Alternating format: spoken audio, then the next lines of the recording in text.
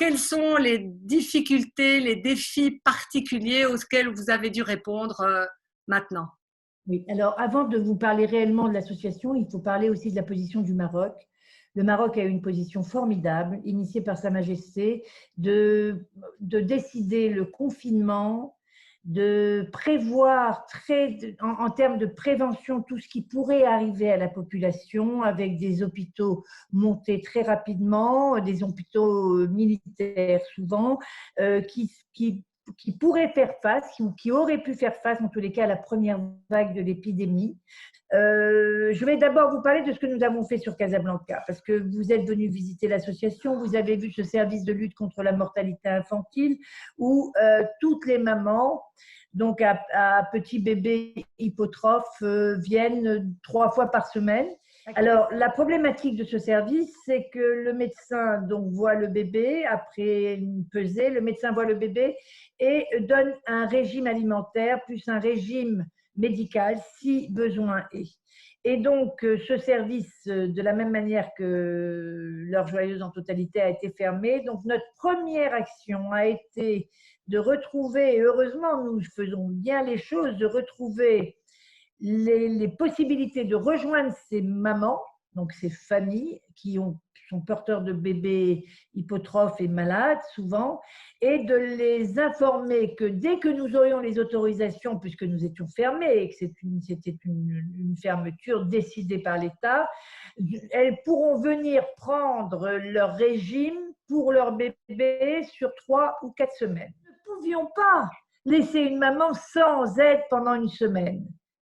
C'était mettre le bébé en difficulté, puisqu'elle n'avait pas les moyens d'acheter ce lait et ces médicaments. Et souvent, donc vous avez pu parer pendant le confinement aux besoins élémentaires de ces mamans par rapport à leurs enfants. Oui, l'effort qu'ont fait ces mamans, un jour T, avant le Covid déjà, de se présenter à l'heure joyeuse pour sauver leur bébé. Ensuite, au moment du Covid, de se présenter à l'heure joyeuse pour sauver le bébé, nous ne pouvons pas ne pas soutenir cette maman. Et il y a une relation très importante. Ça va vous paraître fou ce que je vous dis. Si nous réussissons nos projets, c'est que nous avons aussi ces mamans qui nous font confiance. Et du fait qu'elles nous font confiance, nous pouvons montrer notre capacité à prendre en charge. Si, après toute cette crise, vous aviez un message à faire passer à l'international, aux institutions, aux gouvernants, qu'est-ce qui ressort de cette crise dont vous voudriez que le monde tire une leçon? La digitalisation et la formation et l'outillage, je dis bien l'outillage des populations les plus vulnérables sur la possibilité de communiquer devient essentiel. Ce qui a sauvé, j'ai envie de dire, des pays comme le Maroc sur ces populations et sur le lien social, puisque nous étions tenus d'être confinés. Il y a eu des distributions, mais très encadrées. Et ça n'aurait pas balayé le Maroc s'il n'y avait pas eu un renfort de la digitalisation. Et nous avons vu la digitalisation pour les cours. Nous avons eu des partenaires qui nous ont aidés à acheter des tablettes pour l'éducation. Nous avons vu. Donc, il y a un nouveau monde qui avait montré ses prémices, qui faisait que tout le monde, bien sûr, communique avec un smartphone ou un téléphone.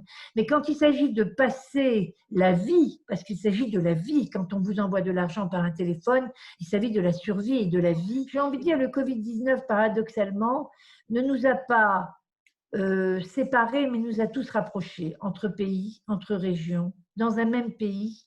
Nous avons vraiment aujourd'hui une notion de solidarité nationale absolument exceptionnelle.